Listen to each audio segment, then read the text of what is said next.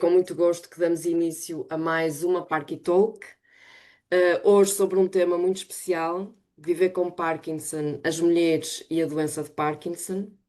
E nesta Parky Talk contamos mais uma vez com um painel de excelência. Eu vou começar por apresentar, e vou seguir aqui a ordem alfabética. Vou começar por apresentar Carolina Soares, neurologista e membro da Unidade de Doenças de Movimento e Cirurgia Funcional da ULS São João. É docente convidada da Faculdade de Medicina da Universidade do Porto e é também investigadora clínica do Programa Doutoral em Neurociências da Universidade do Porto e do Rise Health. Muito obrigada pela disponibilidade para estar hoje aqui conosco. É um prazer contar com a sua presença e tenho a certeza que vai ser muito importante para clarificar várias das nossas questões. Passo a apresentar Florinda Souza. Não é este. Passo a apresentar Florinda Souza. Oi, desculpem. Um problema. Só um minuto. Um segundo. Muito bem. É uma das nossas Young Parkies. Diagnosticada com Parkinson desde 2021, divide o tempo entre a atividade profissional como cuidadora de crianças, função que exerce há bastantes anos, há mais de 25, e uma participação ativa em iniciativas sociais e iniciativas desportivas. Gosta muito da natureza, do ar livre, é uma entusiasta pelas caminhadas e partilha, e também pela partilha de experiências em comunidade, como é o caso da Young Parkies Portugal, imagino eu. Muito obrigada, Florinda, pela disponibilidade para estar aqui connosco hoje também, neste final de dia de 18 de junho. E agora, por último, mas não menos importante, vou passar a apresentar Rita Botelho, Young Parky, designer de produto e joalharia portuguesa. Colaborou com empresas de design de produto e joalharia, nomeadamente o Centro Criativo Fábrica da Benetton em Itália, Ricordi Sfera no Japão, Omni em Portugal e Jonathan Radetz na Alemanha. Jonathan Radetz, imagino eu que seja Sim, Jonathan, é. na Alemanha. Em 2019 criou a marca de joalharia Pino, Pino, pino. Pino, e em 2023 recebeu então o diagnóstico da doença de Parkinson. Muito obrigada, é com muito gosto que nós vamos dar então início a esta Parky Talk e eu gostava de começar por perguntar à Carolina, nós vivemos num período em que se procura falar, em que se procura e fala-se muito sobre a importância da diversidade de género, a importância da inclusão e tendemos a esquecer que, na verdade, em algumas doenças, há diferenças importantes relativamente à experiência da doença pelos dois sexos. E estamos a falar de sexo e não especificamente de género, embora a identidade de género também possa ser trazida para a nossa conversa, mas há aqui, na verdade, um fundo biológico entre o sexo feminino e o sexo masculino que marca a experiência da doença de formas distintas, e eu gostava que nos falasse, que respondesse a esta pergunta. Na verdade, a doença de Parkinson, varia de acordo com o sexo? Bem, boa tarde a todos.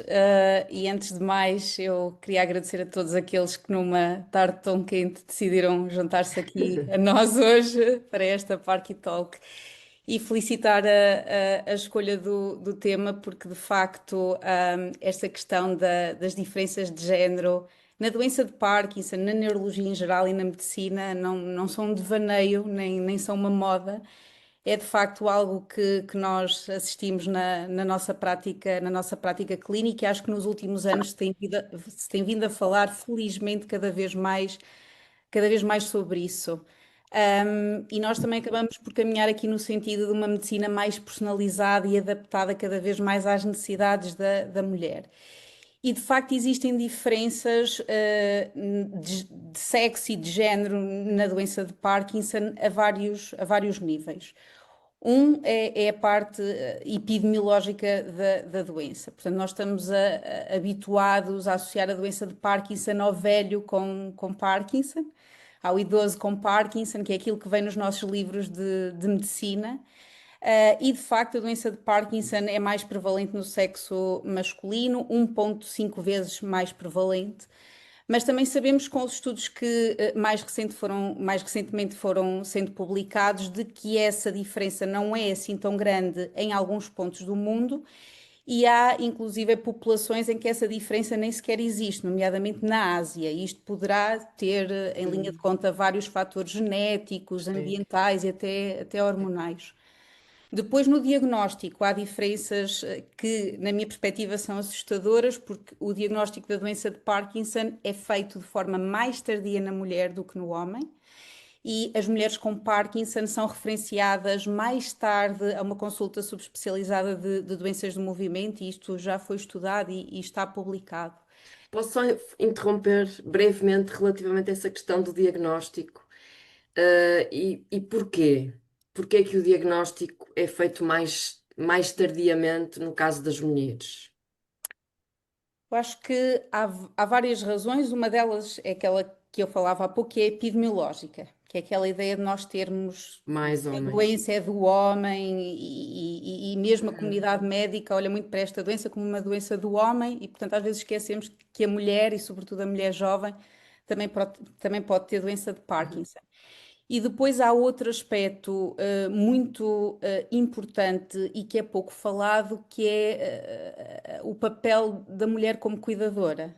Uhum. A mulher é cuidadora da família, é cuidadora do marido, do pai que tem demência ou outro problema, do filho, e acaba por evitar e procurar os cuidados de saúde, ou pelo menos recorre aos cuidados de saúde mais tarde, por causa deste papel de ter que Uhum. cuidar do outro primeiro. E é também por causa disso que acaba por negligenciar alguns dos seus sintomas também. E depois há outro motivo, que é o facto dos sintomas na mulher serem muito diferentes, nomeadamente a mulher ter muito mais sintomas não motores. E esses sintomas não motores são a depressão, a ansiedade, a fadiga, as alterações do sono. E, portanto, muitas vezes ouvimos dizer, isso é depressão, isso é a tua ansiedade, é a tua fibromialgia, é a menopausa, por exemplo. Portanto, numa fase inicial, quando a doença se começa a manifestar, pode ser confundida com outras entidades clínicas ou até não diagnosticada. Então eu agora vou aproveitar essa deixa e vou perguntar à Rita. Gostaria de te perguntar, Rita, se no teu caso a doença de Parkinson foi diagnosticada mais tarde do que aquilo que poderia ter sido, pelo facto de seres mulher. Talvez sim, nos cuidados de saúde primários com a médica de família, não foi óbvio, mas depois, a partir do momento que foi descartada todas as hipóteses relacionadas com a ortopedia, porque o meu problema era dificuldade em levantar o meu pé direito, uh, reencaminharam para a neurologia e eu tive mesmo muita sorte, porque a neurologista, apesar de não ser especialista em doenças de movimento, conhecia a doutora Carolina e fez-me um vídeo sem me dizer na altura exatamente porquê e para quê, mas já a detectar ali que eu tinha alguns sinais, inclusive eu não movia o meu braço direito quando caminhava. Mas eu tive sorte. Encontrei uma médica que, mesmo não sendo especialista, conhecia quem era e acionou ali uma série de contactos e para mim foi muito importante. Mas tive bastante tempo a ir a fazer fisioterapia, a ortopedistas, e portanto chegou a um ponto que não havia hipótese. Eu fiz ressonâncias magnéticas, fiz taques, não havia nada que justificasse a minha lentidão, A dificuldade. nem a dorsiflexão do meu pé. Sim. E no caso da Florinda, demorou o seu diagnóstico Sim, cerca de 3 anos. 3 anos. Eu comecei em 2017 a ter os primeiros sintomas, que começaram por ser uma depressão.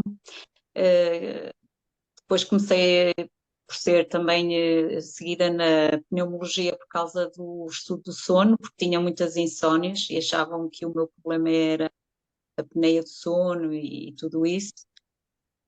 E só passado 3 anos, em 2021, quase 4 anos, é que chegaram à conclusão que era Parkinson.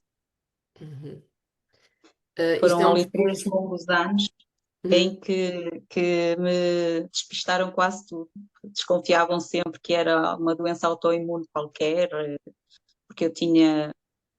Lá está, os meus sintomas foram sempre mais Não não motores. motores, não, Pois. não motores. Não havia muito os sintomas motores, o tal tremor, só apareceu mais tarde. Os sintomas eram quase todos não motores, era a insónia, a obstipação, a depressão, a ansiedade, portanto, esses sintomas todos. E só mais tarde é que comecei a ficar com o lado esquerdo, tanto a mão como a perna, a ter uma ligeira lentidão no andar, a Uhum. ficar mais para trás. E então aí já estava a ser seguida há 3 anos para a mesma médica na medicina interna, que foi fantástica, nunca desistiu de mim, dizia sempre que sim, que ia acabar por descobrir o que é que se estava a passar comigo. E um dia lembra-se de me pedir à minha neurologista para me ver e ela fez logo o diagnóstico. Na altura eu tinha 47 anos, não aceitei muito bem. Aliás, disse que não podia ser, que era muito nova para ter Parkinson. E pronto, e ela, pronto, então vamos fazer uma ressonância, um DAT scan para confirmarmos. E passado 3 meses, aliás, recusei começar a medicação logo nessa altura, e passado 3 meses confirmou-se com os resultados dos exames e tive mesmo que começar a medicação. E Carolina, pronto. é evidente que a demora no diagnóstico também acontece com o sexo masculino e não apenas com o sexo feminino. Mas poder-se-ia fazer aqui algum trabalho no sentido de sensibilizar, principalmente médicos de família, que normalmente são aqueles que acompanham mais a população em geral, não é? Para referenciar mais cedo, haverá outras formas de o fazermos que não apenas através da sensibilização dos médicos de família? Acho que sem dúvida a sensibilização, o dar às pessoas informação para que reconheçam os seus sinais e sintomas era muito importante. A grande parte dos doentes passam inicialmente pelo médico de família, ou pelo menos as primeiras queixas são reportadas aos médicos de família. E, portanto, eu acho que aquilo que nós estamos aqui a fazer hoje, neste webinar, as páginas, os sites, o nosso próprio trabalho na comunidade em sessões de formação, seria muito importante para falar de todos estes sintomas e de todas estas nuances motoras e não motoras em mulheres e homens com doença de Parkinson, sem dúvida. E acrescentar que, além dos médicos de família, há depois muitos outros colegas nossos que acabam por apanhar estes sintomas, estas pessoas com Parkinson, nomeadamente ortopedistas, Uhum. Caso da Rita. reumatologistas, como a Florinda também disse, portanto, internistas, e portanto acho que é um trabalho não só que devemos fazer nos cuidados Claro. de saúde primários, mas também alargar a outras áreas da medicina. Sim. Uhum. Então, voltando à nossa questão inicial, a diferença que faz o sexo feminino e o sexo masculino na experiência da doença. Eu sei que há um artigo, de que a Carolina é autora, que foi escrito precisamente com base no caso clínico da Rita, que está aqui connosco hoje. Penso que é este o artigo, acho que não estou a fazer confusão. Unraveling Hormonal Influence of Menstrual Cycle in a Young Patient with LRRK2. Eu gostava que nos contasse um pouco a história deste artigo. O que é que motivou a escrita deste artigo a partir de um caso que neste caso tem um rosto que está aqui connosco hoje, o que é uma maravilha, porque é difícil nós juntarmos a médica investigadora com a pessoa que, na verdade, deu origem a este caso clínico. Sim, o mérito é todo da Rita, porque a Rita é uma mulher com Parkinson que é muito atenta ao corpo, aos sintomas, reconhece e interpreta muito bem todos os sinais e eu tenho aprendido imenso com ela. Nós costumamos encontrar-nos em consultas e também fazer troca de e-mails. E a Rita começou-me a reportar que havia alturas do mês em que tinha um agravamento dos sintomas motores do Parkinson, nomeadamente distonia, penso que era do pé direito. Direito, sim. E até me mandava vídeos. Eu lembro que a Rita estava de férias na praia e até me mandou um vídeo que é aquele que é publicado no artigo, em que tem muita dificuldade em andar porque estava com uma distonia do pé. Eu Para nessa quem não altura, entende o que é a palavra distonia, podemos traduzir. sim, sim, e peço desculpa, Não, sim. não tem problema nenhum. É só porque pode haver algumas pessoas que nos ouvem e que não sabem o que Sim. A distonia é um sinal da doença de Parkinson mais característico das formas mais jovens, e que é uma contração anormal de um grupo muscular de uma parte do corpo. E, portanto, essa parte do corpo geralmente fica numa posição anómala fixa é. ou móvel, mas geralmente, no caso da Rita, era fixa, portanto, numa postura contraída fixa. E como o pé ficava em inversão, voltado para dentro, ela tinha muita dificuldade em andar. Claro. Na altura eu pensei que era a progressão natural da doença e a Rita, e acho que depois também vamos ter a oportunidade de falar disto, é muito sensível à medicação e estava com doses muito baixas de levodopa. E eu decidi aumentar a dosagem, a dose da levodopa. Ela aumentou, sentiu-se bem, mas no mês seguinte, outra vez os mesmos sintomas que duravam 1 a 2 semanas. E foi a Rita, não fui eu, foi a Rita que se começou a perceber que havia uma relação com o ciclo menstrual e começou-me a trazer para as consultas um diário de flutuações motoras em que anotava o ciclo menstrual e nós começámos a perceber que de forma consistente, uns dias antes da menstruação e durante a menstruação, ela agravava muito dos sintomas. Pronto, e esta é a história do artigo. Para mim foi uma revelação. Eu fiquei muito mais alerta para o assunto, revi tudo o que havia na literatura sobre isso e foi assim que nasceu Por este aqui. artigo. Rita, Sim. e já vou perguntar à Florinda em contextos diferentes. E antes de ouvirmos a visão clínica e científica sobre este facto, de que forma é que o ciclo menstrual e, portanto, estas alterações hormonais tinham implicações na experiência da doença, na perspectiva da primeira pessoa? Então, a Carolina aumentou uma dose, eu fiquei super contente porque finalmente soube o que era estar em ON. E ainda por cima ia começar as férias e estava super contente. No entanto, de repente, eu tomava o comprimido e não acontecia nada. E Uhum. tomava, depois passado de 4 horas, tomava outro comprimido, não acontecia nada. Ou seja, eu estava em constante off e não percebia porquê. Não percebia porquê, e isto aconteceu sensivelmente 1 semana antes da menstruação e durante a menstruação. Portanto, 2 semanas que eu tive. Foi terrível psicologicamente, porque eu queria, ainda por cima, eu ia a uma praia que era preciso andar. E estava a sofrer, não é? Mas porquê? Porque é que isto não funciona? Estava a funcionar tão bem. E então lembro perfeitamente passar as tardes que supostamente devia estar a descontrair no Google, no Dr. Google, a tentar À procura de perceber informação. a procura de outros casos como eu. E não sei se a Carolina se lembra, encontrei um artigo já de 2014, se não me engano, de um caso muito, muito semelhante, duas irmãs que tinham exatamente o mesmo problema, ou seja, estavam a tomar levodopa e antes e depois da menstruação e durante a menstruação tinham pioria dos sintomas ou ineficácia total da levodopa. E eu fiquei super contente, eu não sou a única, não sou nenhum alien. E enviei esse artigo à Carolina e foi aí que começámos a fazer a associação. E logo que vim de férias, comecei. E depois nesse artigo, que já de 2014, sugeria a solução que eles adotaram foi tomar a pílula de forma contínua com estrogênio. Portanto, na altura, e o artigo não explica o porquê dessa associação, mas resultou.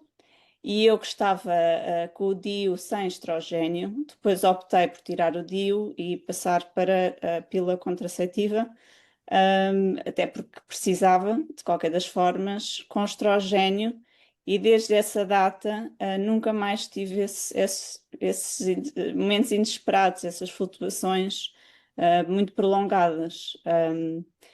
Mas pronto, quer dizer, não é ideal e nem a Carolina, nem a ginecologista que me segue sabe muito bem o que fazer a partir de agora, não é? Por enquanto funciona, mas é uma área desconhecida para muitos. Eu vou já perguntar à Florinda como é que é esta experiência das alterações hormonais, que impacto é que têm as alterações hormonais na experiência da doença de Parkinson, na sua perspectiva, mas gostava de perguntar à Carolina, a propósito deste último comentário da Rita, o que é que vamos fazer a seguir?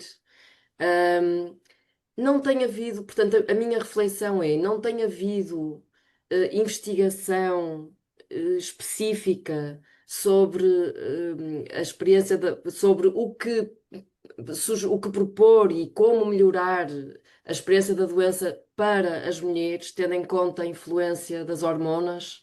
Tem havido pouca investigação, não é uma área que interesse muito, é uma área desconhecida, não há muitas mulheres a queixarem-se.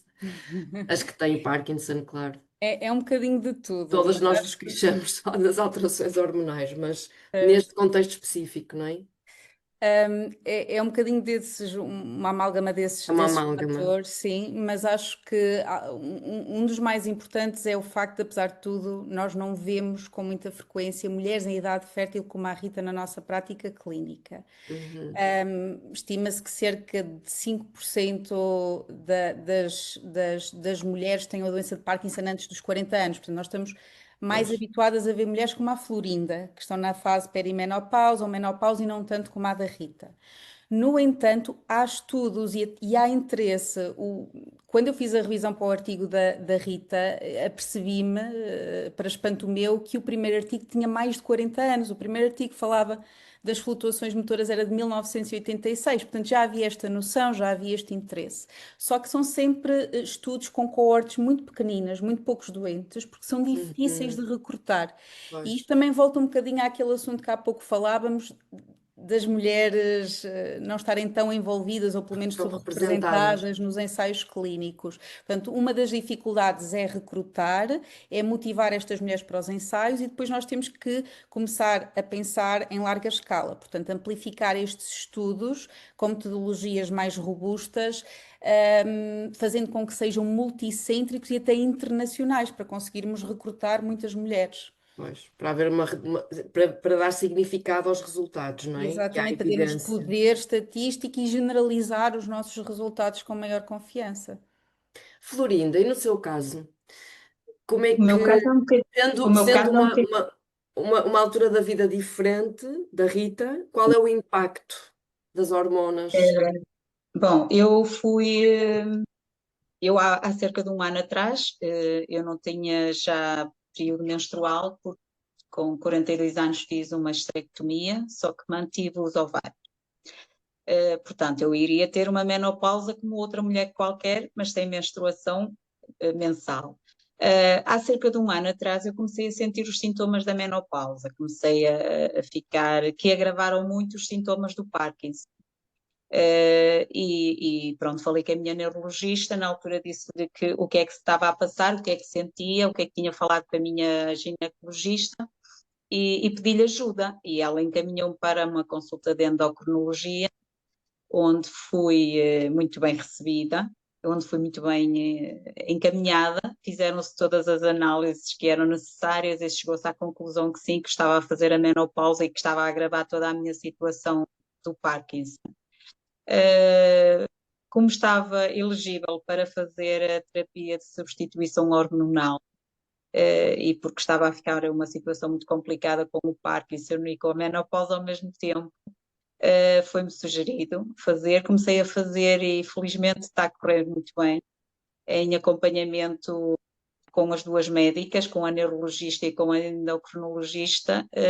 Posso dizer que felizmente as coisas estão muito melhores e que é uma situação que nos piora muito os sintomas e o agravamento da situação do Parkinson, porque a depressão aumenta, Uhum. aumentam o cansaço físico, o cansaço mental, as insónias, as dores musculares, articulares, parece que a própria rigidez Portanto, é uma situação em que os médicos, os neurologistas e as nossas médicas que são neurologistas, a minha pelo menos teve essa sensibilidade também de estar disponível para me ajudar e atenta a essa minha situação, o que me ajudou bastante porque estava a piorar muito a minha situação de Parkinson e a tornar a minha vida muito mais difícil, sem qualidade. De Então, maneira podemos, que, podemos dizer que sim, no caso da Rita, em idade fértil, sim, tomar a pílula funcionou e tem funcionado ininterruptamente, não é? Portanto, é uma toma ininterrupta, certo? Sim. E no caso da Florinda, a terapia de substituição hormonal também tem sido eficaz. exatamente. Eu basicamente, como não tenho útero, não preciso da progesterona, também estou Pois. só a fazer estrogénio. E o estrogénio também acaba por ter o mesmo efeito em mim que a Rita tem com a pílula Sim. dela. E eu já Exatamente. agora deixa-me dizer, eu quando tinha o DIU não tinha estrogênio, só tinha progesterona. Portanto, não é a progesterona que faz a diferença, é o É o estrogênio. estrogénio. É o Sim, estrogênio. E sim. porquê que o estrogênio fará a diferença, Carolina? Em termos científicos, percebe-se o efeito que o estrogênio tem relativamente aos sintomas? Sim, dos estudos que estão publicados, aqueles que nos dão mais informação sobre o papel dos estrogénios são os pré-clínicos experimentais com modelos animais, Uhum, que mostram que, por exemplo, em modelos animais, se nós suprimirmos os estrogénios, desenvolvem-se mais rapidamente os sintomas da doença de Parkinson. E também há uma degeneração das células produtoras de dopamina nesses modelos animais. Portanto, o estrogênio parece ter um fator uhum. protetor da doença. Setor. Depois, Uhum, já em estudos humanos, estes resultados são contraditórios e, no meu uhum, ponto de vista, é por causa das limitações que falávamos há pouco, porque ainda não são estudos adequados. Portanto, há estudos que mostram que realmente tomar estrogénios em alturas cruciais da vida da mulher em que há uma quebra dos estrogénios, como na altura da menstruação, como na altura da menopausa, ajuda nos sintomas motores. Outros estudos não mostram isso. uhum. E no caso, portanto, ainda não há uma conclusão relativamente aos benefícios dos estrogénios no alívio, ou pelo menos no não agravamento, não é, dos sintomas da doença de Parkinson, embora a Rita seja aqui voz, seja uma voz que dá testemunho de que sim, no caso da Rita, sim. A Florinda tinha feito já uma esterectomia antes do diagnóstico da doença de Parkinson, pelo que eu percebi. A esterectomia pode ser recomendada no caso das mulheres que têm doença de Parkinson? Não, Eu não não, ouvi. Ai, ai, é para a Florinda, não é? Não, não, para a Carolina. Ok. Não há nada que diga que a esterectomia está contraindicada na doença de Parkinson. Quando a esterectomia é proposta a uma mulher com Parkinson é porque ela tem um problema clínico que precisa de ser tratado com esterectomia e que não se resolveu com outras medidas menos invasivas. Portanto, a esterectomia consiste na remoção do útero, que Uhum, pode ser ou não com a remoção do ovário também, dos anexos, consoante cada caso clínico. Estamos a falar, por exemplo, de problemas como neoplasias ou então uhum, problemas não neoplásicos, mas que porque comprimem, porque dão sangramento com anemia, por exemplo, porque dão disfunção urinária ou intestinal, têm que ser tratados por esterectomia. Portanto, as mulheres não se podem privar desse tratamento pela possibilidade de agravamento dos sintomas. Nós temos é que estar tal como a neurologista da Florinda fez, alinhados com isto, não é? E dar a estas pessoas uma equipa multidisciplinar que as possa acompanhar e ajudar a ultrapassar esta fase em que há um agravamento dos sintomas. uhum. Estando nós aqui numa Parky Talk de Young Parkies e sendo a Rita aqui uma excelente representante de uma mulher jovem com Parkinson, uma das perguntas que eventualmente podem surgir em mulheres jovens com diagnóstico de Parkinson é se podem engravidar. A gravidez é possível? em mulheres jovens com Parkinson, ou é possível, mas não é recomendável? Não, a gravidez é É possível e é possível. recomendado Ah, se a mulher quiser ter filhos. Portanto, não há também muitos estudos sobre a gravidez e a doença de Parkinson, porque realmente não é muito comum termos mulheres em idade fértil e com a doença de Parkinson. Mas há coisas que nós sabemos. Uma delas é que a doença de Parkinson não afeta a fertilidade. É uma pergunta que me costumam colocar muitas vezes na consulta. Pode haver redução da libido, pode haver alguns sintomas sexuais associados à doença de Parkinson que podem e devem ser tratados, mas isso não interfere com a fertilidade. Depois, outra preocupação das mulheres que querem engravidar ou estão grávidas é se o meu filho vai ter doença de uhum. Parkinson. Eu diria até que é a principal preocupação das mulheres. Aqui a resposta é um bocadinho mais complexa, mas de uma forma geral podemos dizer que muito provavelmente não terá. Nós sabemos que 10 a 15% dos casos de doença de Parkinson são genéticos, mas mesmo naqueles casos que são genéticos, a probabilidade da criança herdar o gene não é de 100% e mesmo herdando o gene não quer dizer que vá ter a doença, porque a penetrância, ou esse gene manifestar-se na criança, também não é de 100%. E, portanto, o que é preciso nesses casos é de um bom aconselhamento genético. Uhum. Depois também perguntam muitas vezes sobre a segurança dos fármacos na gravidez. É uma preocupação recorrente das mulheres e uma preocupação também nossa enquanto clínicos, porque também não temos muitas orientações, guidelines ou recomendações sobre isto. Aquilo que parece ser o mais eficaz e seguro é a levodopa em monoterapia, ou seja, só levodopa e na dose mínima eficaz. Parece ser seguro na gravidez, no parto e mesmo durante a amamentação. Quanto aos outros fármacos, não sabemos muito. Sabemos, por exemplo, que em modelos animais a parcadina, que é a amantadina, muitos doentes deverão reconhecer por este nome, é teratogénico. Isso significa que pode originar algumas malformações e defeitos no feto. Portanto, esse fármaco está Oi. contraindicado, não o utilizamos. Os outros precisavam de muito mais estudos, lá está, muito mais informação para podermos fazer um melhor aconselhamento. Depois, outra coisa, que as mulheres perguntam muito, é se os meus sintomas vão agravar, durante a gravidez.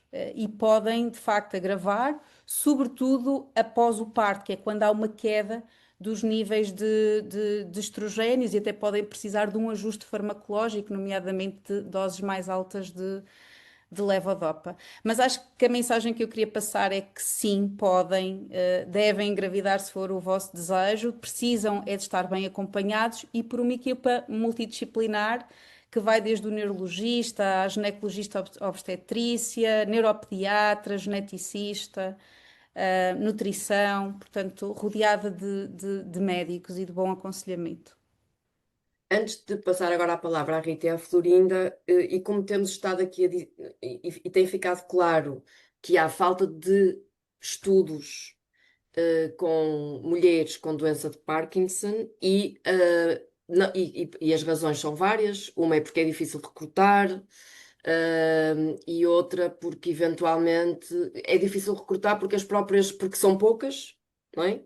Mas ao mesmo tempo também porque as mulheres podem ter dificuldade, dado o seu papel de cuidadora e de, enfim, que é um papel construído socialmente e culturalmente, em deixar de fazer aquilo que fazem em casa, com os filhos, com a família, ou não sejam filhos, mas que seja a família, e entrarem num ensaio clínico. Eu gostava de perguntar à Carolina, as mulheres com doença de Parkinson e que querem participar, as jovens mulheres, ou as mulheres não com tanta experiência, não, com mais alguma experiência de vida, mas que querem participar em ensaios clínicos, em Portugal podem fazê-lo como? Sobretudo, acho que a principal porta de entrada é falando O com o seu médico. neurologista, sim. E nós próprios, ativamente, expor estes ensaios que estão a decorrer aos nossos doentes, às pessoas com Parkinson. Muito bem. Depois, claro que lá está, há associações que publicitam isso nas suas páginas, o que também é importante, Hum. eh, para o maior recrutamento, sim. Temos aqui uma pergunta, de uma, de uma Young Parky. Tanto quanto se sabe, os efeitos secundários da medicação para tratamento da doença de Parkinson ou de acordo com aquilo que se sabe, esses efeitos secundários da medicação para o tratamento da doença de Parkinson são diferentes entre homens e mulheres? Os São, efeitos é secundários são verdade. diferentes? É uma das diferenças entre o homem e a mulher. As mulheres tendem a ser mais sensíveis à medicação, Uhum. sentem mais efeitos adversos provocados pela medicação. E depois tem outra particularidade que é o facto de terem mais flutuações motoras, ou seja, não aguentam tanto antes da toma seguinte da medicação. E por Uhum. outro lado, desenvolvem mais facilmente movimentos involuntários, provocados, induzidos pela medicação, que são as chamadas discinésias. E isto tem várias razões, e um dos problemas é precisamente esses estudos, estudos pré-clínicos com modelos animais que incluem animais macho e não fêmeas, e que Uhum. são modelos animais que não têm em conta as alterações hormonais. E outro aspecto é o facto dos ensaios em humanos subrepresentarem as mulheres.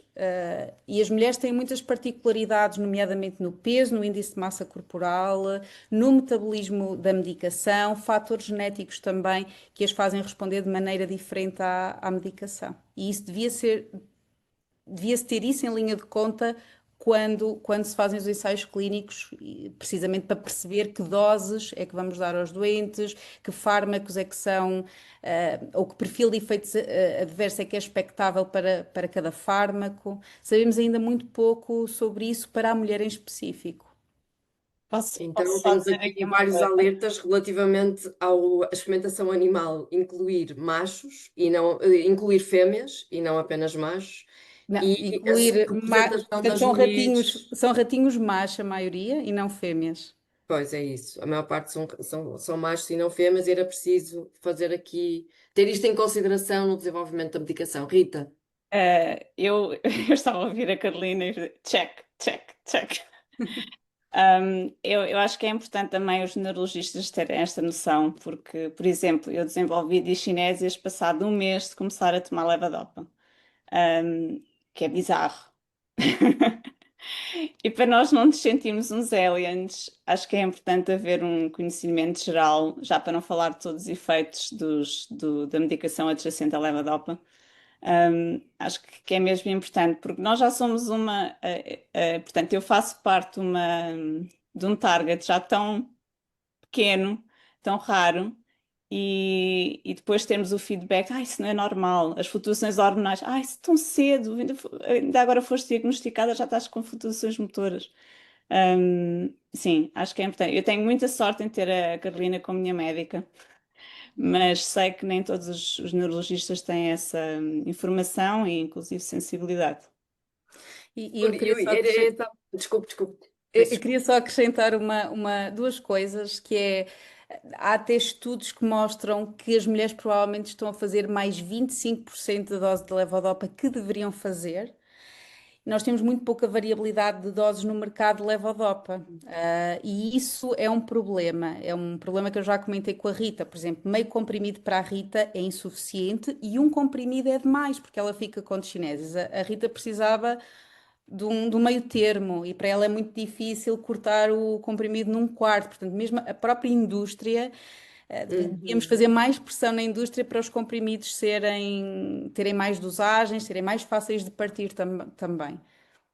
Muito bem, isso é muito importante. Eu gostava de perguntar à Florinda se tem encontrado outras mulheres que reportam experiências semelhantes à sua, mulheres com Parkinson, que reportem esse impacto que as hormonas têm nos sintomas, nos efeitos secundários da medicação, na própria medicação. Essa é a primeira pergunta. E depois já passamos à outra, e também gostava de perguntar à Rita se outras mulheres com doença de Parkinson têm partilhado experiências semelhantes às vossas, ou até têm trazido outras informações que nós não estamos aqui agora a considerar e que podem ser partilhadas, aproveitando o facto de estarmos aqui a conversar sobre este tema. Florinda. Sim, eu tenho a sorte de, através da Young Parkies, não é? Conhecer muitas mulheres que estão numa fase etária como a minha, e com a Rita e com as outras mulheres do grupo, nós partilhamos muito as nossas experiências e os nossos sintomas e tudo o que nos afeta. E foi uma coisa que eu fui percebendo, é que como eu, há mais mulheres que estão a entrar nesta fase, ou ainda vão entrar nos próximos anos, e que estas situações nos afetam e que somos muito mais sensíveis, mas depois somos todas muito diferentes nos nossos sintomas. Quer dizer, acabamos todas por, de alguma forma, ter umas mudanças, não é?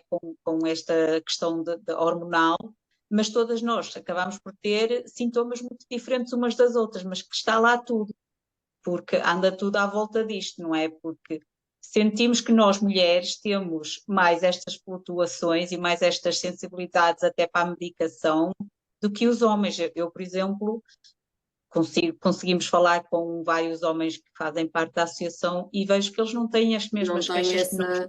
essa. Florinda, e Sim, essa é a pergunta que eu vou fazer a seguir também à Rita.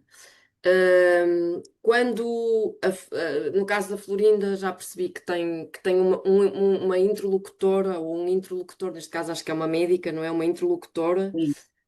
que é capaz de ouvir e de integrar o que a Florinda diz e de validar o que diz, de dizer isto é importante, vou Sim. tomar atenção.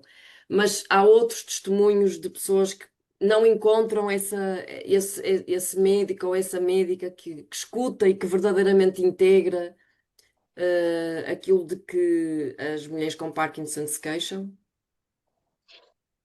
Eu até hoje, a única pessoa com quem eu mais falei sobre isto foi a Rita, e a Rita deu-me este feedback positivo que eu também tive da minha neurologista, não é? Mas eu estou sempre a dizer às pessoas, às mulheres que eu conheço, mesmo aquelas que não têm Parkinson, que não há necessidade de passarem por estas alterações hormonais, sem pedir ajuda, porque há muitas mulheres que acham que não há ajuda possível e passar por uma menopausa já não é fácil, e com Parkinson ainda é muito pior, não é? Porque nos agrava todos os sintomas. Ainda no último bootcamp que nós tivemos, eu falei isto com várias mulheres do grupo a dizerem: se vocês estão nesta fase, se vocês estão a passar por esta situação, não precisam de Tem sofrer. que comunicar. Tem que comunicar Falem com as e vossas esperar que haja médicas. da outra parte Exato, receptividade exato. Falem com as vossas médicas, peçam ajuda, porque não precisa de ser assim não precisam de tão passar por isso mal, porque nós temos desta ajuda, forma. podem nos ajudar a passar por isto da melhor forma possível, porque não é fácil. Uma menopausa não é uma coisa fácil, mexe muito com o nosso corpo, com a nossa cabeça, é físico, é mental, é psicológico, e o Parkinson também, não é? Pois, exato. São duas situações que juntas se torna tudo muito mais difícil. Torna-se mais, E eu mais acho complexo. Temos exatamente. aqui, temos aqui um comentário, antes de passar a Rita, sobre uma queixa de mulheres com de Young Parkinson, que tem referido uma queda acentuada de cabelo após o diagnóstico da doença de Parkinson. E a pergunta que é colocada aqui é se é um efeito secundário da medicação ou se poderá estar relacionado com a perimenopausa ou com a própria menopausa. Eu, por acaso, não senti. É engraçado que acho que até tenho o meu cabelo mais forte que antigamente. Mas isto também pode estar relacionado com os suplementos que nós tomamos, não é? Porque acabamos por fazer uma série de vitamina D, de andarmos sempre mais atentos esses nutrientes ou vitaminas que nós tomamos. Fazemos mais, se calhar, mais suplementos que acabam por ajudar num todo no nosso Uhum. organismo. É a minha ideia. Carolina, o que é que diz a Carolina sobre esta questão da queda de cabelo?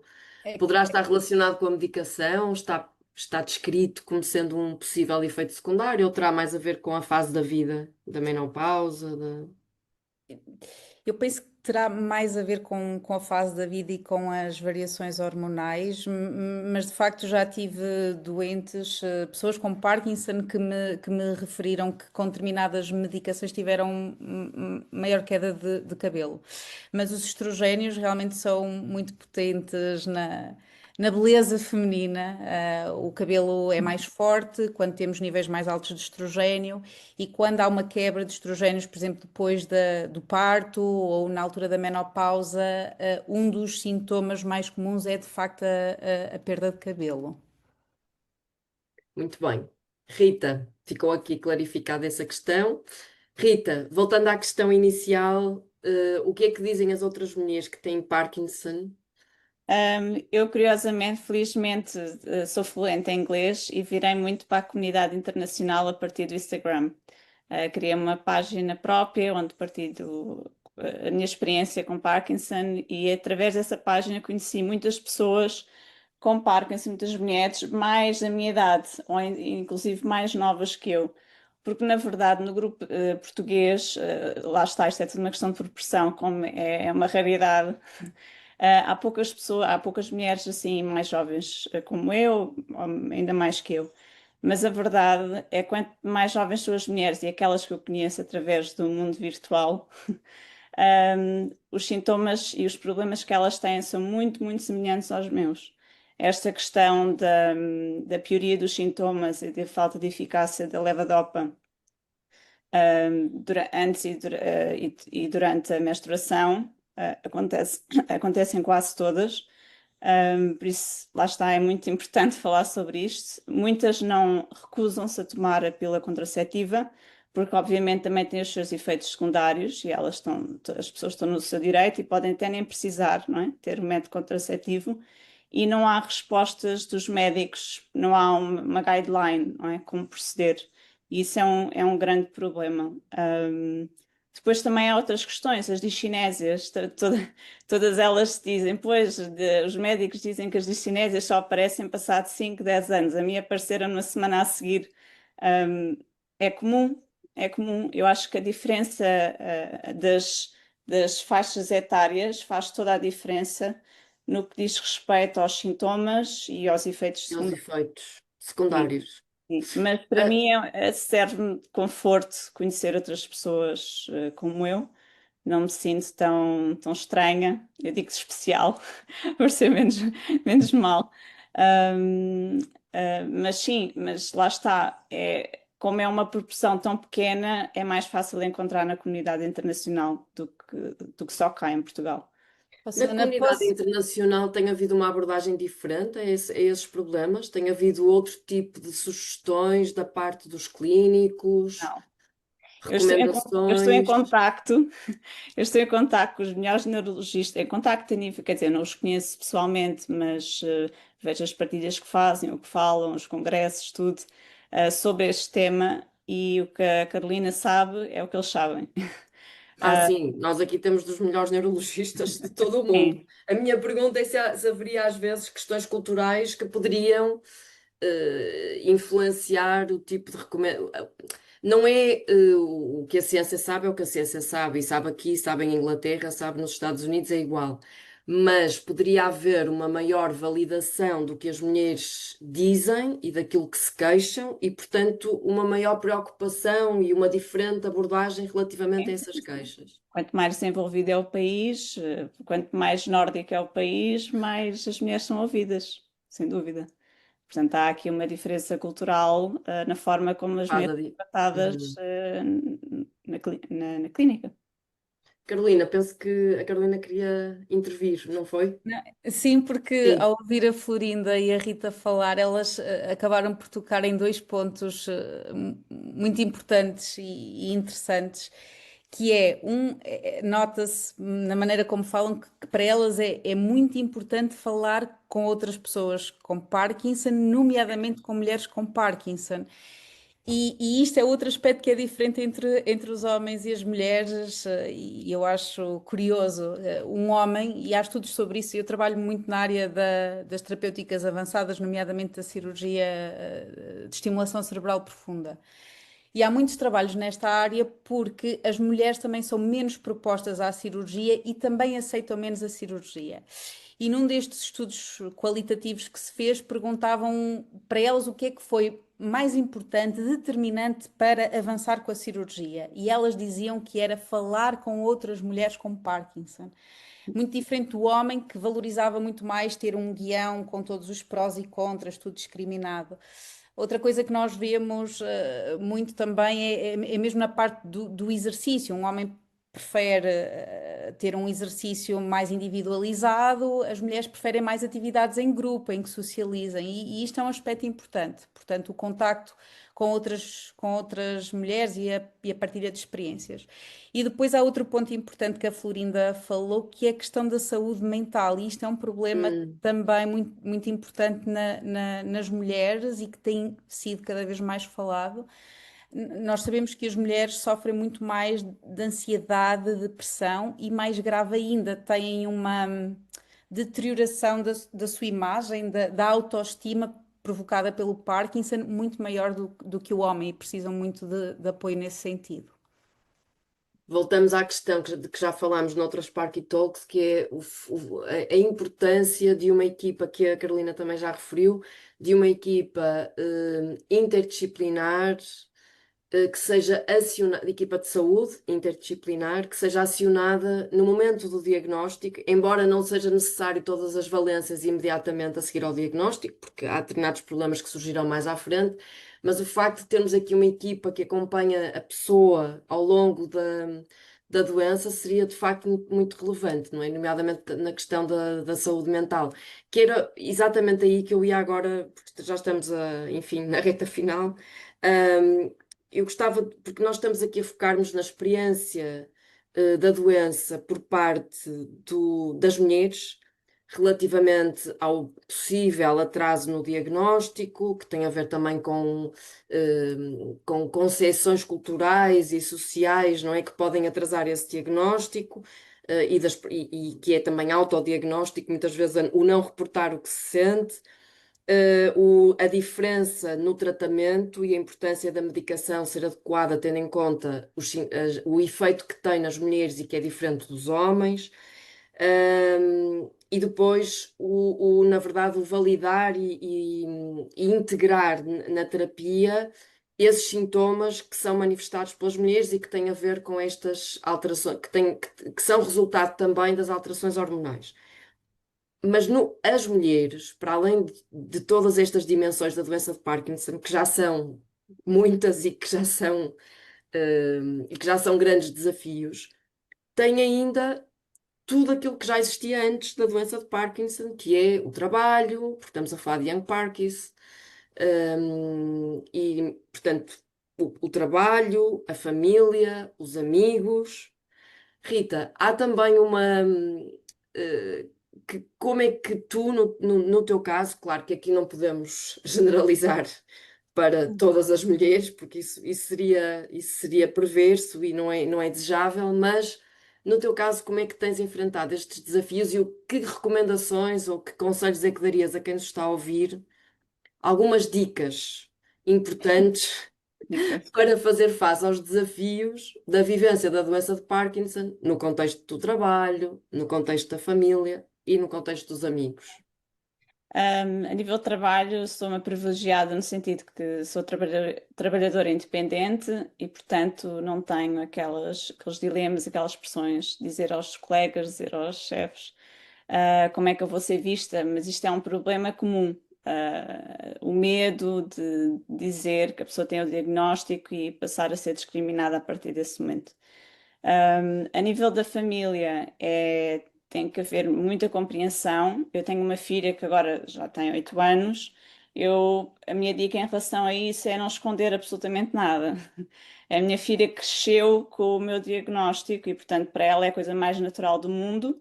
E ela, à medida que vai tendo maturidade, vai fazendo perguntas mais complexas, mas eu também vou estando mais preparada para as responder. Agora, é desafiante, porque mesmo com 8 anos, quando a minha filha está doente, quando precisa de mais apoio, é a mamã, não é o papá. Apesar do meu marido ser super espetacular e estar sempre a apoiar em tudo e a partilharmos todas as tarefas, existe uma relação entre os filhos e as mães que insubstituível. Sim. E muitas vezes eu não tenho a energia, principalmente ao final do dia, para responder aos pedidos, não é? E isso pode gerar frustração, mas por isso também serve a psicóloga. A psicologia, temos um psicólogo que nos ajuda a lidar com esses momentos de frustração é extremamente importante, não só estes, mas como muitos outros. Eu sempre falo nisso, não esperem. Eu esperei cerca de um ano para ser acompanhada por um psicólogo e já achei que foi tarde. Por isso não esperem. Quem sente e mesmo, mesmo pensando que não precisamos, Sim, e depois isto é muito. faz parte. da própria terapia. É muito comum acontecer, como a nossa doença está sempre em evolução, a medicação precisa ser constantemente ajustada, há momentos bons e há momentos maus. E o Claro. que acontece muitas vezes é que a pessoa está muito mal e de repente está muito bem, e depois a pessoa, afinal já não preciso. Uhum. Depois entra num momento mau de ansiedade, eu não tenho depressão, mas tenho ansiedade, e depois entra-se ali no loop, e se a pessoa não pedir ajuda no tempo certo, depois isso pode ser extremamente mau para os sintomas. Eu sou, mais uma vez, também pode ter a ver com a minha faixa etária, eu sou extremamente sensível à ansiedade, ou seja, os meus sintomas pioram muito, muito se eu me sentir ansiosa. Por isso, a minha saúde mental é É essencial, fundamental. é fundamental para controlar É a os. saúde mental e o exercício físico. Sim, e todos esses desafios que falaste têm a ver com a saúde mental, não é? E acho que é realmente É por importante termos aí. esse apoio. Sim. Florinda, e no seu caso, tem aqui um dos nossos ouvintes, espectadores, que pergunta se a Florinda continua a trabalhar com crianças. Neste momento já não trabalho. Eh, optei por não o fazer, porque já me estava a custar bastante e era uma fase da minha vida que eu também acho que já estou um bocadinho diferente da Rita. Os meus filhos já são crescidos, já não precisam de mim. Já Eu já precisam passei por vários. sempre. Não precisam da Precisam mesma ter, forma. sim, sim, mas Precisam não são. sempre. Eu admiro, eu às vezes penso e admiro as mães, as mulheres que têm Parkinson e que têm filhos ainda Jovens. crianças, porque eu tenho alturas que eu fico tão esgotada, tão cansada, tão sem energia, que eu penso, meu Deus, como é que elas nesta altura, se tivesse que dar carinho e cuidar de um filho, ia ser muito difícil. No meu caso, eu já não trabalho, embora adore crianças, mas pronto, decidi não o fazer, cuidar mais de mim, passei muito tempo a cuidar dos outros. Além das Mas, crianças, também Florinda, quando teve o diagnóstico ainda trabalhava? Trabalhava com crianças? trabalhava. Uhum. Nessa altura estava a tomar conta de uma senhora que me era muito querida, Ah, que era a avó das crianças que eu tomei conta e que estava com Alzheimer. E uhum. mexeu-me, afetou-me de uma maneira, porque na altura que eu fui diagnosticada, a minha depressão estava muito má e eu tive que ficar em casa. E foi na altura do Covid e a senhora, a família não pôde tomar conta dela. Ela era muito querida, era como se fosse da minha família, teve que ir para um lar e poucos meses depois faleceu. Uhum. Eu acho que nunca mais consegui ficar muito bem sobre essa situação, ainda hoje tenho muita pena e às vezes acho que ela faleceu porque eu não fui capaz de tomar conta dela. E também, pronto, as crianças que eu fui tomando conta já cresceram, embora ainda vão precisando de mim Mas e a dessas minha coisas todas. pergunta até era relativamente porque a Rita há pouco referiu a importância de ser das pessoas com Parkinson não terem receio em revelar no contexto do trabalho que têm a Sim. doença, não é? No seu caso, foi um desafio, conseguiu fazê-lo facilmente, teve algum No meu tipo de caso, retaliação por ter não, revelado o não, não. diagnóstico? Eu nunca tive problemas, contei logo a toda a gente, tanto no trabalho como à Aos família, amigos? aos Uhum. amigos. Lembro-me que no primeiro ano evitava contar às pessoas desconhecidas, aquelas pessoas que não nos são tão próximas. E porquê? Porque eu achava que as pessoas não entendiam, mas como é que é possível tão nova com Parkinson? Mas isso não é a Uhum. doença das pessoas mais velhas, é esse tipo de coisa. E depois os meus sintomas eram muito mais não motores. Eu estava com depressão, eu tinha muita ansiedade e parecia que falar nisso com pessoas que não eram muito próximas ainda agravava mais os meus Claro. sintomas. Claro. E Mas no então trabalho não evitei, houve. Os pais das não. crianças souberam, os pais das crianças Sim, sim, souberam. sim, sim, e Uhum. nunca tive qualquer problema, tive sempre muito apoio de toda a gente. As crianças são aquele tipo, eu acho que costumo dizer, trabalhar com crianças só nos faz bem, porque é uma alegria. São E sempre não uma. há ninguém mais honesto e transparente do que as crianças. É verdade, e se nós não estamos bem, eles percebem, são carinhosos, pronto, no meu caso não me custou nada, claro que fui deixando porque eh, era o cansaço Havia um físico, era o cansaço, cansaço claro. mental, Havia um cansaço que não era compatível, não é? com o Já tipo não é de profissão. compatível. Eu percebo que há empregos onde ainda seja compatível. No meu já não era, e já são 7 anos de diagnóstico. De diagnóstico não, mas de sintomas sim, e os sintomas já estavam lá há muitos anos e já vinham as queixas. Portanto, hoje em dia eu não o faço.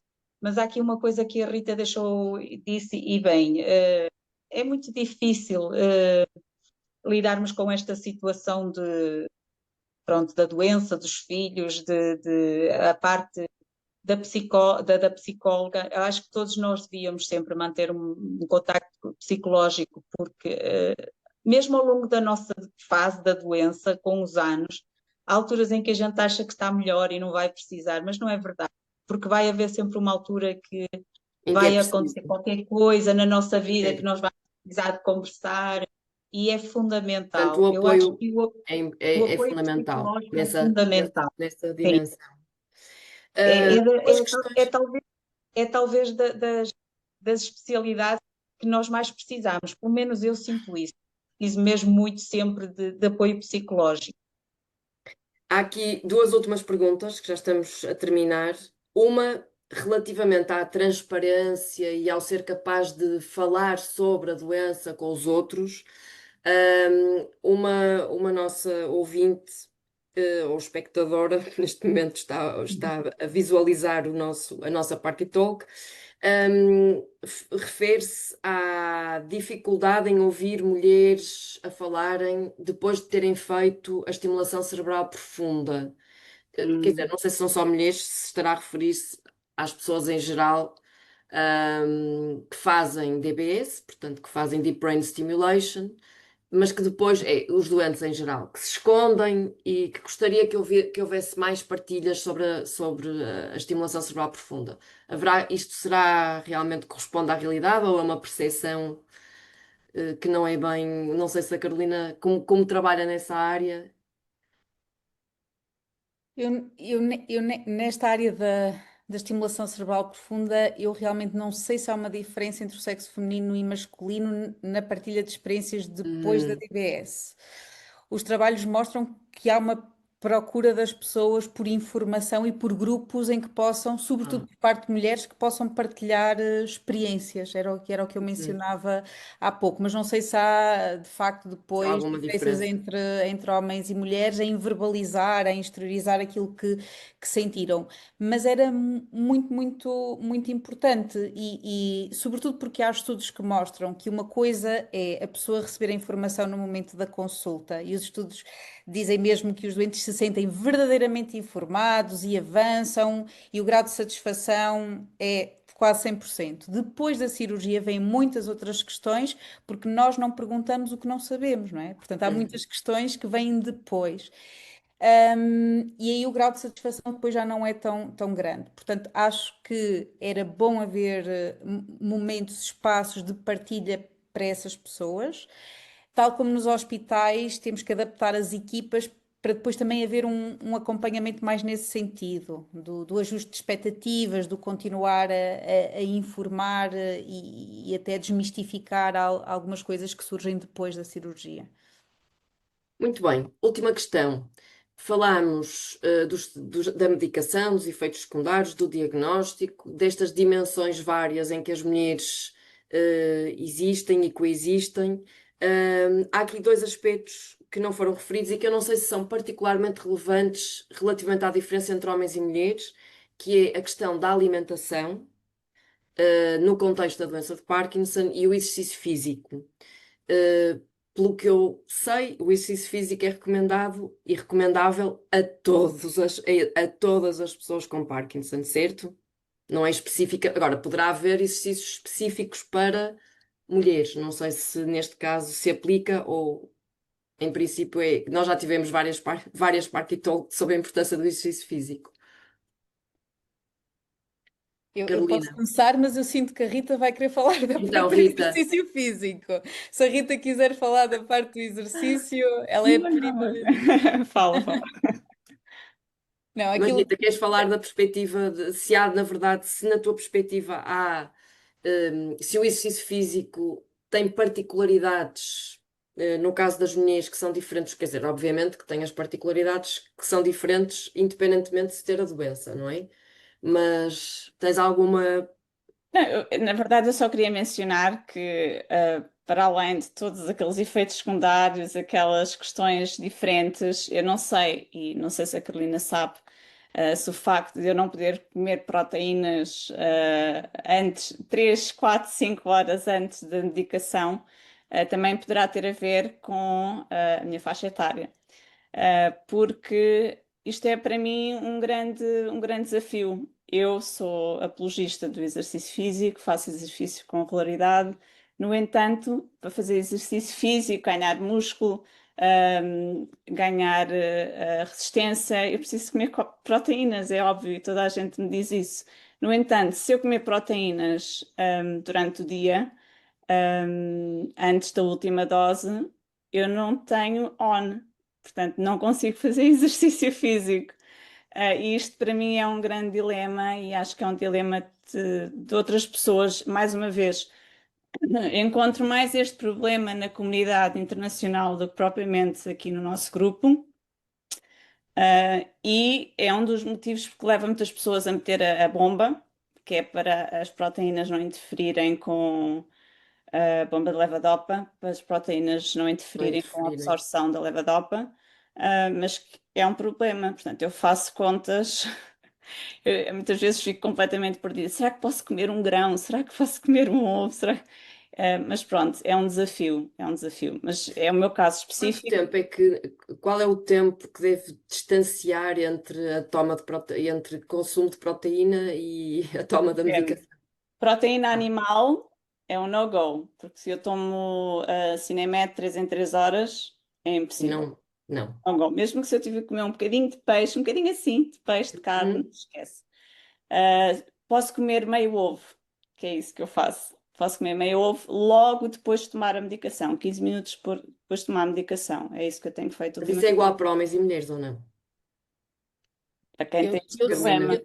que eu saiba, não há uma diferença não há nesta questão, ou nessa. pelo menos não foi estudada esta Uhum. questão da interferência das proteínas de acordo com o género, Sim, é em geral, é em em geral. geral. E o Eu, por exercício físico, não exemplo, sei se... eu, por exemplo, preciso de meia hora. Meia hora a 40 minutos depois de almoçar ou antes de comer qualquer coisa para a medicação fazer efeito. Sim. É, nós Eu nem, Eu geralmente. acho que eu isto nem vai sempre variando de fui pessoa para assim. pessoa. E Eu isto não acho é que vai só de variando. pessoa para pessoa, também tem a ver com a duração do tratamento com levodopa. Eu no início, Uhum. sim, eu podia comer tudo o que queria e não tinha que E não fazer. tinha interferência. Notas essa alteração. Uhum. Notei esta alteração. Uhum. Mas, como sempre, proteínas à noite, tomo a última dose às 6h30, 7 horas e felizmente, quer dizer, tento tomar uma dose que seja suficiente até ir para a cama para conseguir comer as proteínas que preciso, porque realmente o exercício é a única coisa que nós podemos fazer que pode desacelerar a doença, não é? Como todos Doença, sabemos. claro. E E para mim tem que se ter é a força para o prioridade. exercício. Tudo o que eu faço a nível de medicação, e a Carolina sabe isso, de ajustes de horários, medicação, suplementos, É em whatever, função é do em exercício. função do exercício. Muito É bem, ficamos aqui com prioridade. uma ótima, digamos que é uma ótima sugestão e prescrição daquilo que se deve fazer, que é o exercício físico. Nós chegamos ao fim. Carolina, não sei se quer deixar ainda alguma mensagem para quem nos está a ouvir. Não, só tenho a agradecer porque realmente falar deste tema em particular era preciso. Acho que há muitas mulheres que nos estão aqui hoje a ouvir que ficaram mais tranquilas, e a partilha de experiências é muito É importante, fundamental. é fundamental. E partilha de experiências, não só entre a comunidade e não só com clínicos e outros profissionais de saúde, mas também com quem faz investigação fundamental e aplicada, porque ouvir o que a Rita diz, o que a Florinda diz, o que outras pessoas escreveram no Q&A e o que a Carolina também nos disse, é na verdade muito relevante para quem faz investigação, não é? Descobrir gaps, descobrir lacunas e pensar, eu posso fazer a diferença explorando este caminho, esta hipótese, não é? A nossa investigação vem de uma inquietação. Lá está, eu Pois, ouvi a a Rita falar-me inquietação pode disto na começar aqui. consulta. Exatamente. Muito bem, Florinda, não sei se ainda quer deixar mais alguma mensagem ou se podemos fechar. Eu, eu queria dizer que acho a alimentação, a nossa alimentação deve ser o mais variada possível, não é? Está provado que devemos fazer uma alimentação se pudermos comermos de tudo e é o que eu tento fazer. Uma coisa que eu queria dizer sobre o exercício é, eu também adoro fazer exercício, sempre fui, mas eu acho que o exercício deve estar associado ao prazer. Se nós fizermos um exercício que nos dá prazer ao mesmo tempo, os efeitos Já ainda são fizemos muito uma melhores. Parky Talk sobre isso, sobre o exercício físico por Exatamente. obrigação ou por prazer, e foi uma Parky Talk muito Não, eu interessante. não Aliás, eu consigo queria fazer deixar nada, aqui, é isso eu não muito consigo importante, fazer exercício claro, nós físico temos que continuar a se não gostar. gostar, exato, e se não me sentir prazer. E então o exercício físico no meio da natureza, para mim acho que é metade da o minha que, o que, medicação, o que lhe dá motivação, o não que é? me dá aquele, assim, a socialização, o prazer, o Uhum. exercício, tudo em conjunto é fantástico. Mas Muito bem, acima de tudo, tudo que nos faça sentir bem e que nos dê prazer, não é? claro, e Eu que acho que é também o ajuda a questão da fundamental. saúde mental. Há aqui alguém que escreveu que entrou já tarde e que pela primeira vez está a ouvir estas conversas e que fica muito contente por elas estarem a acontecer. Eu queria deixar também aqui a sugestão de quem não assistiu a outras Sparky Talks que podem ter acesso, porque as Sparky Talks ficam gravadas e estão disponíveis no Spotify, certo, Rita? Sim, sim. E no Facebook da Young Parkies. Uhum. E portanto podem perfeitamente ouvir as Sparky Talks anteriores sobre temas que interessem. Rita, mais alguma mensagem final para fecharmos? Não, acho que devíamos ter estas conversas todas as semanas. E não apenas uma vez por mês. Sim, mas é Exatamente. realmente muito importante e fala-se pouco, no geral. Talvez também é um bocadinho o que a Florinda diz, existe algum estigma, principalmente em relação à menopausa, mas isso não tem a ver só com Parkinson, acho que as mulheres em geral. Sim, eh, e as Sparky Talks são disponíveis no YouTube, sim, claro. sim. Isso é muito importante. Muito bem, Rita, concordo. Acho que estas conversas são fundamentais, não só para fazer aquilo que a Carolina disse no início, que é muito relevante, que é nós todos, independentemente de ter ou não ter doença de Parkinson, reconhecermos o nosso corpo, sabermos quando alguma coisa está alterada e não termos receio de sinalizar o que Sim, nos isso é está. outra. Se eu quero deixar alguma uma dica, Exato, é seria essa. mesmo essa. É não ver a Carolina ou o João Massana ou outro neurologista como um Deus que é Que não se pode inacessível. reportar nada. Os neurologistas existem para nos ajudar. E acho que o trabalho de equipe paciente-neurologista é a melhor coisa que pode acontecer para ambas as partes, porque podemos aprender imenso, não é? A Carolina disse que aprendeu contigo. Pois eu fiquei A frase super contente. ficou aqui Eu fiquei super registada. contente por saber isso. Aprender com os doentes é realmente uma mais-valia e é um lema que fica aqui para quem nos ouve e também os próprios investigadores aprenderem com a comunidade, para quem fazem investigação, para E quem as estão a fazer investigação. farmacêuticas, E as farmacêuticas, aprender a claro. não tirar os cortes do Cinemet. Fica aqui a dica.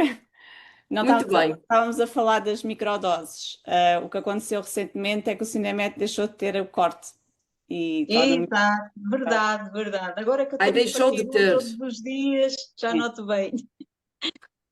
Eles Muito que bem, nos ouçam. ficam aqui as sugestões. Muito obrigada pela vossa disponibilidade e pela vossa presença. E já agora, em julho, o tema serão as terapias avançadas. Portanto, contamos com todos para refletirmos, aprendermos e conversarmos sobre as experiências relativamente não só ao conhecimento científico e clínico, mas também as experiências relativamente a essas terapias avançadas. Muito bem, muito obrigada e até breve. Até Até breve. breve. Deus.